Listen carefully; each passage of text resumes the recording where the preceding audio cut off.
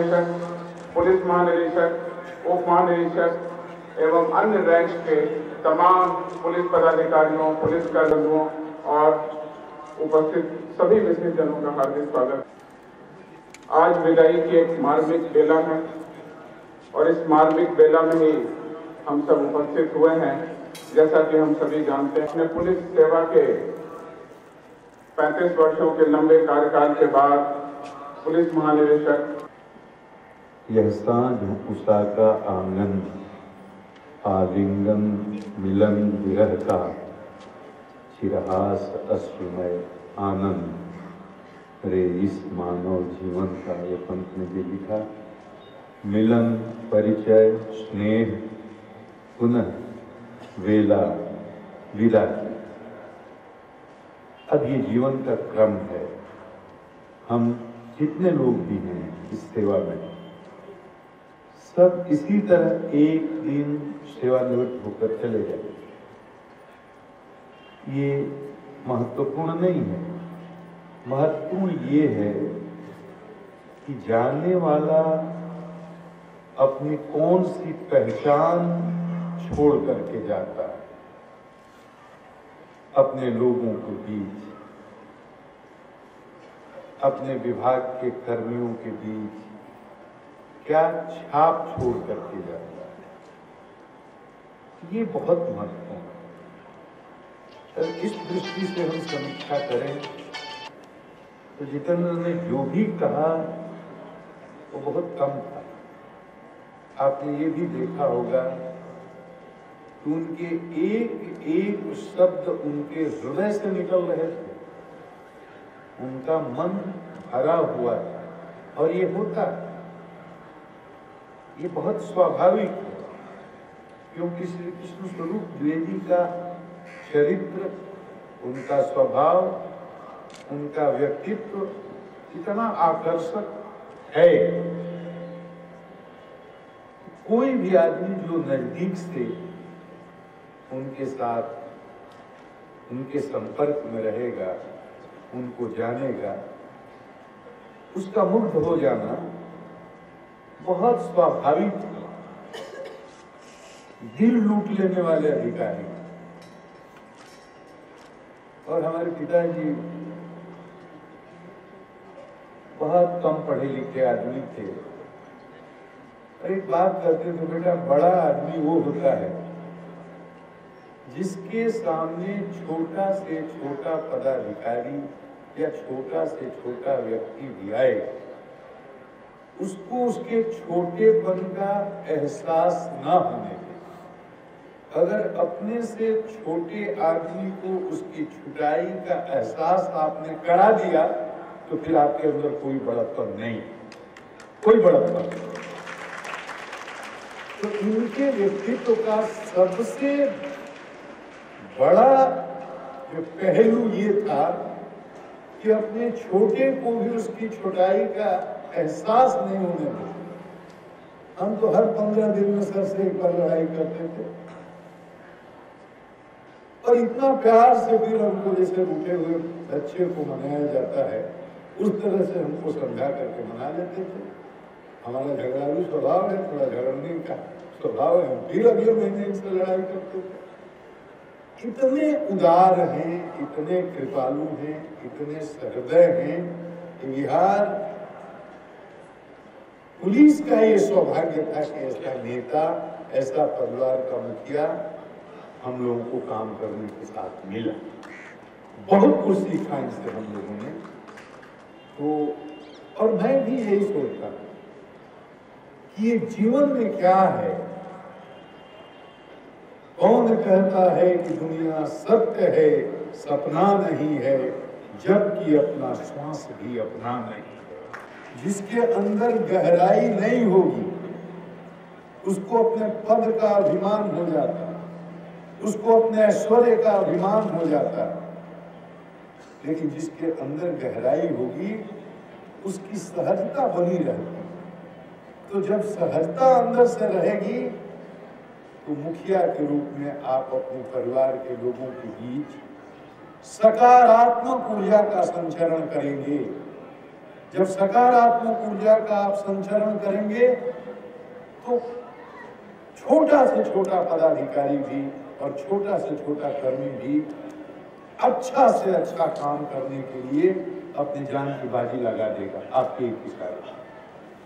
तो हम सीखें अपने आदरणीय अभिभावक से कि आदमी को सरल होना चाहिए, जो इनके दिल में वो उनकी जबान पर कुछ छुपाव नहीं, कुछ गिराव नहीं, और सबको समान रूप से प्यार करना, सबको समान रूप से इज्जत देना। तो ये एसेट थे, परिसंपत्ति थे विभाग की, और हमें ऐसे पदाधिकारी पर, अपने परिवार के मुखिया पर बहुत बहुत गर्व है। और मैं इनके सपरिवार मंगलमय भविष्य के लिए अपनी तरफ से, और बिहार सरकार ने हमको जो जिम्मेदारी दी है, तो पूरे पुलिस परिवार की तरफ से, बिहार पुलिस की तरफ से इनके मंगलमय भविष्य की कामना करता हूँ। और सर, आप जहाँ भी रहेंगे हम लोग आपसे मार्गदर्शन प्राप्त करते रहेंगे, और अपने जितने भी कलीग हैं और जितने भी हमारे सहकर्मी हैं और नीचे के अधीनस्थ पदाधिकारी हैं, उनसे मैं अपील करता हूँ कि आदरणीय अपने अभिभावक से हम लोग सीख लें और एक टीम वर्क बना करके सिपाही से लेकर हवलदार से लेकर पदाधिकारी से लेकर ऊपर तक पूरी नकारात्मक ऊर्जा को दूर कर शुद्ध भाव से, क्योंकि मैं मानता हूं सिपाही हवलदार तो विभाग की नींव है। अगर सिपाही की इज्जत नहीं रहेगी तो विभाग में किसी की इज्जत नहीं रहेगी। तो सिपाही जो हमारा रोड पर खड़ा है, हमारा हवलदार जो रोड पर खड़ा है, वो इस पूरे इमारत की नींव है। उस नींव को हमको कमजोर नहीं करना है, उस नींव को और बुलंद करना है, उसके मनोबल को बढ़ाना है। तो जो भी अच्छा काम करने वाला है, एक एक सिपाही, एक एक हवलदार, एक एक थानेदार और एक एक छोटा से छोटा पदाधिकारी जो अच्छा काम करेगा, पुलिस परिवार के मुखिया की हैसियत से आदरणीय अपने अभिभावक की परंपरा को का सम्मान करते हुए, उसका निर्वहन करते हुए मैं उसका मनोबल बढ़ाने का काम करूंगा और सबको समान दृष्टि से देखूंगा, सबका सहयोग प्राप्त करूंगा और सबको अपना बराबर का इज्जत और बराबर का सम्मान देते हुए सबके साथ एक साथ चल करके हम बिहार को अपराध नियंत्रण का काम, विधि व्यवस्था संधारण का काम करेंगे और हम सब लोग मिल करके सरकार की अपेक्षाओं पर खरा उतरने का काम करेंगे। सर, आपको बहुत बहुत प्रणाम सर, और मैं अपनी तरफ से पूरे परिवार की तरफ से भी। और जितेंद्र जी, आपने इतना सुंदर संचालन किया और मैं देखा आप भावुक हो रहे थे और बहुत लोग भावुक हो रहे थे। तो आपका इतने बड़े पदाधिकारी का मंच पर आज भावुक होना इस बात का प्रमाण है कि आदरणीय श्री द्विवेदी जी ने सबके दिल पर राज किया। तो मैं पुनः इनको धन्यवाद देता हूँ और सबको प्रणाम करता हूँ। डीजी, सभी पुलिस महानिरीक्षक एवं पूरे राज्य से आए डीआईजी, एसपी तथा अन्य पंक्तियों के पुलिस पदाधिकारीगण, मैं जैसा कि आप सब जानते हैं और अभी बहुत विस्तार से बताया भी गया, 1984 बैच का IPS अधिकारी हूँ। 1986 में बिहार की धरती पर हमने कदम रखा था। पटना आए थे, उसके बाद प्रशिक्षण में जो अल्पकालीन प्रशिक्षण होता है उसमें हजारीबाग PTC गए थे। उसके बाद पहली पोस्टिंग प्रोबेशनर के रूप में आरा भोजपुर में हुई थी और रेगुलर ASP के रूप में मैं सासाराम में पदस्थापित हुआ था। तो पहला एक्सपोजर बिहार पुलिस का और बिहार का मेरा आरा और सासाराम का था। अब 34-35 साल हो गए हैं। बिहार पुलिस की एक बात मैं कहना चाहता हूँ, ऐसे तो बहुत सारी बातें हैं और बहुत विस्तार से बताई जा रही हैं। पुलिस के काम मुख्य रूप से अपराध नियंत्रण, विधि व्यवस्था संधारण और बहुत से स्पेशलाइज्ड विंग्स अब बन गए हैं। EOU है, STF है, ATS है, प्रशिक्षण है, बहुत महत्वपूर्ण चीज़ें हैं, बहुत कुछ हैं। लेकिन मैं एक बेसिक बात बता रहा हूँ कि बिहार पुलिस की लॉयल्टी अद्वितीय है। हम लोग ऑल इंडिया सर्विस के होने के कारण दूसरे प्रदेशों की पुलिस के बारे में भी जो भी इवेंट्स और घटनाएं हैपनिंग्स होती उनके बारे में जानते हैं। एक भी उदाहरण 34-35 वर्ष में ऐसा नहीं है बिहार पुलिस का जिसमें हमारी पुलिस की लॉयल्टी सरकार और बड़ी पदाधिकारियों के कहीं विपरीत गई हो। हमारी पुलिस बहुत क्षेत्रों में काम करते हुए अग्रणी है। हमारा थोड़ा अवलेखीकरण और प्रस्तुतिकरण प्रकाशन कम है। हम लोग इस पर भी ध्यान दे रहे हैं।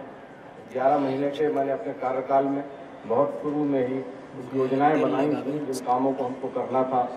उसमें जो बेसिक काम है उसके अतिरिक्त कल्याणकारी काम, प्रोन्नतियाँ और भी कुछ स्कीमें और बिहार पुलिस का जो इतिहास है, जो उपलब्धियाँ हैं, जो हमारी विकास यात्रा है, उसका अवलेखीकरण का काम हमने शुरू में ही निश्चित किया था और वो लगभग पूरा हो गया। कुछ दिन में ही आप देखेंगे कि एक कॉफी टेबल बुक के रूप में हमारे काम प्रकाशित होंगे। कोर पुलिसिंग तमाम स्पेशलाइज जिसका मैं जिक्र कर रहा हूँ, स्पेशलाइज पुलिसिंग के साथ साथ कोर पुलिसिंग बहुत महत्वपूर्ण है और मैंने अपने कार्यकाल में उस पर थोड़ा बल दिया, फिर से लोगों को जागरूक किया, उस तरफ ध्यान दिया और अच्छे परिणाम आए। मैं अपने सभी सहकर्मियों को जिन्होंने एक टीम के रूप में हमारे साथ काम किया और इस अल्प अवधि में कई पैरामीटर्स पर हमारी प्रगति परिलक्षित हुई। जुलाई 2018 के बाद निरंतर हर एक महीने अपराध के जो बड़े शीर्ष हैं उनमें छोटी कमी आई। विशेष रूप से तो ये वर्ष 2018 बिहार पुलिस के लिए निवेश का वर्ष रहा। हमारे नए नए भवन बने, भव्य भवन बने, काफ़ी महत्वपूर्ण भवन हमको मिले जो हमारी बहुत महत्वपूर्ण जरूरतें भी पूरी करने वाले हैं। 101 साल के बाद नया मुख्यालय जवाहरलाल नेहरू रोड पर बना, जिसको आपने देखा अक्टूबर में जिसका उद्घाटन हुआ है और उसमें हम लोगों ने काम करना भी प्रारंभ कर दिया है। प्रशिक्षण के लिए राज्य के बंटवारे के बाद हमारी जो पीटीसी थी हजारीबाग में, तो दूसरे राज्य में चला गया था पीटीसी। तब से हमारे पास में बड़ा प्रशिक्षण केंद्र नहीं था, अधिकारियों के प्रशिक्षण केंद्र नहीं थे। डीपीए का निर्माण हुआ जिसको अभी हमारे प्रोफेसर पांडे साहब हेड कर रहे थे। वाहन अभी हाल में आप देखेंगे शायद एक सप्ताह के अंदर ही एक हम फंक्शन कराने वाले हैं, पांडे साहब कराएंगे अब, जिसमें 1000 से अधिक वाहन इस साल क्रय हुए हैं, जिसको हम माननीय मुख्यमंत्री जी से फ्लैग ऑफ कराना चाहते हैं। कहने का तात्पर्य यह है कि बहुत अधिक संख्या में अच्छे भवन बने, अधिक संख्या में वाहन आए, बहुत सारी चीज़ों में एफएसएल वगैरह के जो उपकरण हैं उसमें हमने विकास किया। मैन पावर नई नियुक्तियाँ हुई, 120 पुलिस उपाधीक्षक की नियुक्तियाँ हुई, 240 पुलिस अवर निरीक्षक की नियुक्तियाँ हुई, 3660 पदाधिकारी कर्मियों को प्रोन्नति दी गई, जिसमें भारतीय पुलिस सेवा के 10 अधिकारियों को और पुलिस उपाधीक्षक स्तर से आईपीएस 19 अधिकारियों को दिया गया। एएसआई स्तर से पुलिस निरीक्षक की कोटि तक 1643 और सिपाही से हवलदार के 2000 कर्मियों को प्रोन्नति अवधि में दी गई है। इसके अलावा एसीपी जो वेतनमान की प्रोन्नति होती है वह बहुत अधिक संख्या में पुलिस कर्मियों को दी गई है।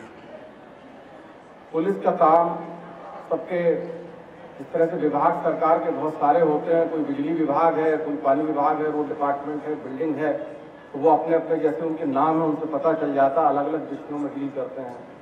रोड में डील करता है, बिजली में, पानी में करता है। आप पुलिस के बारे में पूछेंगे आप किस चीज़ से डील करते हैं, तो पुलिस का काम लाइफ एंड लिबर्टी, सबसे महत्वपूर्ण अधिकार है मनुष्य का, लाइफ एंड लिबर्टी में पुलिस डील करती है, इसलिए बहुत ही संवेदनशील काम है। कई बार हम लोगों पर आरोप और आक्षेप आ जाते हैं, इसलिए प्रोफेशनलिज्म बहुत जरूरी है। हमको अपना काम, क्योंकि हम बहुत डेलिकेट चीज़ से डील कर रहे हैं, जिस तरह से एक सर्जन होता है, सर्जरी करता है, उसको बहुत छोटी छोटी बातों का ध्यान रखना होता है, थोड़ी सी चूक में नुकसान हो सकता है, उसी तरह पुलिस का काम बहुत संवेदनशीलता का है। और इसी का दूसरा पक्ष ये है कि पुलिस को आप दूसरी सेवाओं से दूसरे रोजगारों से इक्वेट नहीं कर सकते हैं। इसको रोजगार नहीं कहा जा सकता है, पुलिस सेवा इसका नाम नहीं, पुलिस वास्तव में सेवा है। हम अपने ऑफिस में बैठते थे शाम को 4 बजे करीब से, अगर कोई और एंगेजमेंट नहीं था तो हम जनता से मिलना शुरू करते थे। प्राय 8 तो बज ही जाता था, कभी कभी 9 भी बज जाते थे। लोगों की समस्याएं सुनते हैं तो देखते हैं लोग बहुत तरह से परेशान हैं, तो हमारे अंदर कोई संवेदनशीलता की आवश्यकता है ताकि जो आदमी आया है कहीं से हमसे कुछ कहने, उसकी बात हम सुन सकते। इसलिए हमने अपने ऑफिसर्स को सेंसिटाइज किया बीच बीच में कि आप कम से कम एक आदमी की बात सुनिए, अदरवाइज वो थाने के बारे में कुछ कह रहा, हम अगर केवल थाने से पूछ लेंगे कि इसमें क्या हुआ और उसी को दोहरा देंगे तो उसको वो लाभ नहीं मिलेगा और हम इस सेवा को ऐसा चरितार्थ नहीं कर पाएंगे। प्रोफेशनल काम को प्रोफेशनल तरीके से हम करें, अपने विषय की जानकारी रखें, तो थोड़ा बहुत ऊंच नीच होने पर भी हम अपने आप को हम उससे बच सकते हैं, उसको नुकसान होने से बचा सकते हैं। अपने विभाग की बेहतरी के लिए हमें सजग रहना चाहिए। दिन में भी मुझे ऑफिस में विदाई दे रहे थे तो मैंने यही कहा कि इस बात का जरूर ख्याल रखें। मेरे सवेरे मैं जहाँ पैदा हुआ उस शहर का जिक्र हो रहा था, वो छोटा शहर है लेकिन जिला मुख्यालय है। तो मैंने कहा मैं जब था उस शहर में रहता था तो हम वहाँ पब्लिकली स्मोक तक नहीं कर सकते थे। क्यों? क्योंकि सब लोग हमको पहचानते थे, सब लोग, और यहाँ जितने लोग खड़े हैं या बैठे हैं वो सब इस स्थिति से गुजरे होंगे। उन्होंने देखा होगा कि हम जब कोई गलत काम करते हैं तो हमको होता है कि हम फलाने परिवार को बिलोंग करते हैं, हमारी बदनामी होगी, हमको यही नहीं करना चाहिए।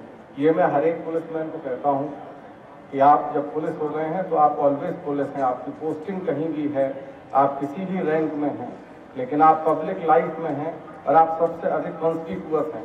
आप पर कितनी नजरें हैं और हमारी विभाग की छवि, आपके जो कार्यकलाप हैं, आपकी जो एक्टिविटीज हैं, उस पर निर्भर कर रही हैं।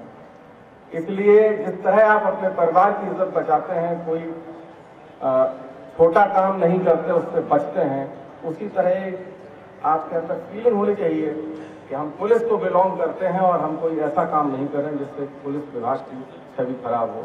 मैंने इस दिशा में भी अपने कार्यकाल में कुछ चीजें करने की कोशिश की है और उन पर काम भी हो रहा है। अगर कभी हमसे कोई त्रुटि हो जाए तो हमको बहुत जल्दी सुधार लेना चाहिए। मैं बराबर उदाहरण देता हूँ इस बारे में अपने लोगों को कि हम लोग रोड से जाते हैं तो अगर रास्ता भटक गए, राजमार्ग से जा रहे हैं, मेन रोड से NH पर जा रहे हैं, नीचे उतर गए हैं, तो हम लोग जल्दी से जल्दी कोशिश करते हैं कि उस पर वापस लौट आएँ। तो गलतियों का भी एहसास आदमी को होना चाहिए और अगर कुछ त्रुटि हो जाए तो स्वयं उसको फील करना चाहिए और शीघ्र अपने सही रास्ते पर फिर से हमको आ जाना चाहिए। जो भी काम हुए, मेरी पूरी टीम जो यहाँ विराजमान है, सभी पुलिस पदाधिकारियों ने मुझे पूरा सहयोग दिया, मैं उनका आभार व्यक्त करता हूँ। मैंने कड़े निर्णय भी लिए ट्रांसफर्स वगैरह के, प्रशिक्षण कराने के, उसमें मेरे एक एक कर्मी ने, सिपाही तक ने सहयोग किया है, मैं उनका भी आभारी हूँ। मैं बिहार की जनता का आभारी हूँ। मैंने यहाँ 35 साल बिताए हैं, मुझे बहुत यश मिला। मुझे आज बहुत संतुष्टि है कि मैं इस पॉजिटिविटी के साथ सेवा से निवृत्त हो रहा हूँ। मैं सिर्फ याद दिलाना चाहता हूँ, पांडे साहब ने अभी खुद ही बताया, तो सिपाही को भी इज्जत दिलाने के लिए, तो पुलिस को और प्रोफेशनल बनाने के लिए, हमारा और नाम हो, दूसरे किसी पुलिस की तुलना में हम कम नहीं रहे, इस दिशा में वो काम करने वाले हैं। मैंने एक दो स्कीमें और सोची थी जो अभी पाइपलाइन में है, सोच के स्तर पर हैं। एक तो कैशलेस ट्रीटमेंट की योजना हम लागू करना चाहते हैं। मैं आग्रह करूंगा अपने मुख्यालय के पदाधिकारियों से कि पांडे साहब को उससे अवगत कराएंगे और यथाशीघ्र, ताकि कोई पुलिसकर्मी, पर्टिकुलरली सिपाही, हवलदार, ASI, SI स्वयं या उसके परिवार के कोई लोग बीमार पड़ते हैं तो उनकी चिकित्सा अच्छे से अच्छे संस्थान में बिना नगद पैसा खर्च किए तत्काल हो।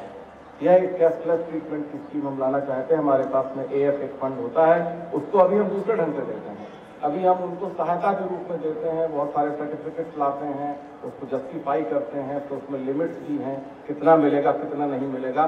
लेकिन अगर हम उसको उस तरह से निवेश करें, एक आध राज्य में ये स्कीम पहले से चल रही है, हम उसको रेप्लिकेट करना चाहते हैं, ताकि अगर कोई पुलिसकर्मी स्वयं या उसके परिवार के लोग बीमार होते हैं तो उनको कैशलेस चिकित्सा की सुविधा प्राप्त हो। एक अच्छा स्कूल, मैं सीआरपीएफ में कुछ दिन काम कर चुका हूँ, मैंने देखा था दिल्ली में एक सीआरपीएफ का पब्लिक स्कूल है, वो दिल्ली के किसी दूसरे स्कूल से कम नहीं। वहाँ के बच्चे आईआईटी में और मेडिकल कॉलेज में कम्पीट करते हैं, स्टैंडर्ड मेंटेन करते हैं वो लोग, एडमिशन वगैरह का भी टेस्ट लेते हैं। पहले हमारे यहाँ जिस तरह पीटीसी था उसी तरह से एक स्कूल हजारीबाग में था, वो भी वहाँ चला गया, लेकिन उसका भी वो स्तर नहीं था। अब काफ़ी चीज़ें विकसित हो चुकी हैं।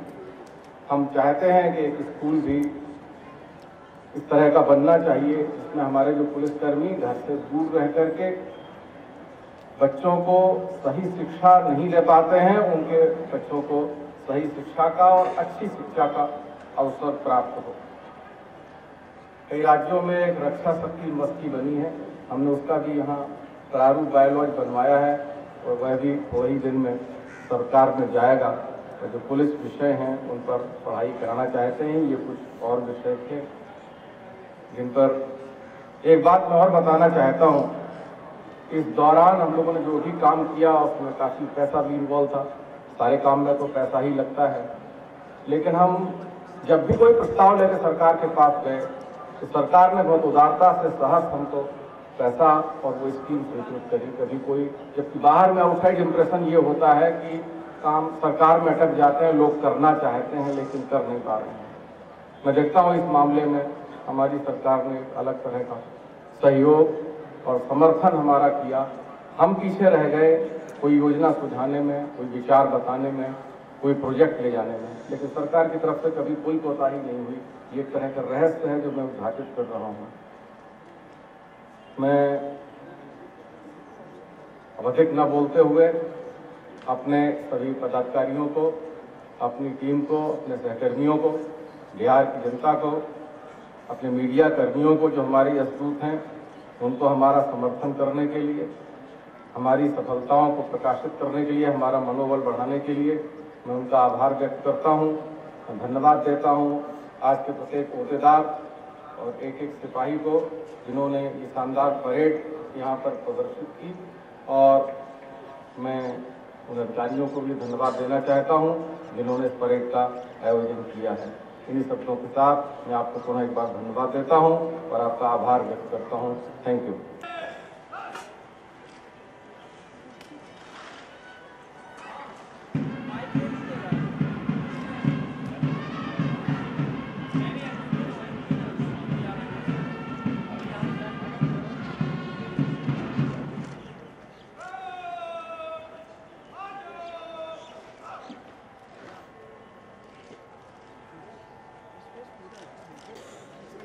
परेड की कार्रवाई समाप्त हो गई। आगे का आदेश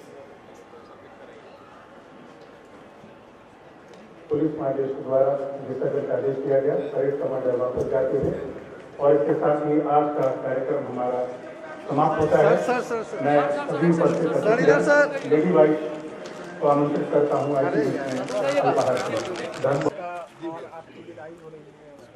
ठीक है, विदाई नाम से आप भावुक कर रहे हैं, ऐसी भावना वाली कोई बात नहीं है। हमारा जो मिशन था हमने बखूबी पूरा किया है और मुझे कोई मलाल नहीं है। हमारे सभी अधिकारियों का, सरकार का, जनता का, मीडिया का मुझे पूरा सहयोग मिला और हमने अपने मिशन को पूरा किया है या अपने कामों को काफ़ी आगे बढ़ा दिया है, जो शीघ्र हुआ। श्री गुप्तेश्वर पांडे जी हैं, वो बहुमुखी प्रतिभा के धनी हैं, वो हमसे बेहतर काम करेंगे और जिस दिशा में काम हो रहा है उसको और आगे बढ़ाएंगे। क्या संदेश देना चाहिए?